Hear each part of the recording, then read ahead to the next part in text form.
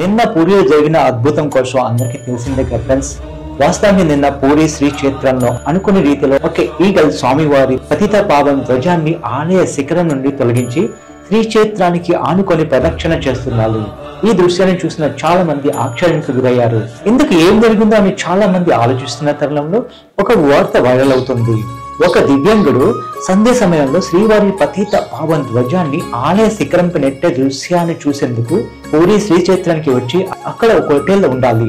అయితే సంధ్య సమయంలో అతను ఆటోలో ఆలయానికి సమీపానికి వచ్చే సమయంలో అతని ఆరోగ్యం సరిలేక శ్వాస తీసుకోవడానికి ఇబ్బందిగా ఉండడంతో ఆలయానికి చేరుకోలేక కన్నీటితో స్వామివారికి క్షమాపణ చెప్తూ తన జీవితంలో ఏదో తెలియని పాపం చేశానేమో, అందుకే మీ పతిత పావన ధ్వజాన్ని కంటితో చూడలేకపోతున్న ప్రభు అంటూ కన్నీరు కారుతున్న సమయంలో ఒక గద్ద పైకి పతిత పావన ధ్వజాన్ని పట్టుకొని తిరుగుతున్న అద్భుత దృశ్యం అదే సమయంలో జరగడంతో ఆ భక్తులు ఆనందానికి అవతల లేకుండా జై జగన్నాథ్ అంటూ నామస్మరణం ప్రారంభించారు. కామెంట్ బాక్స్ లో జై జగన్నాథ్ అంటారు ఫ్రెండ్స్.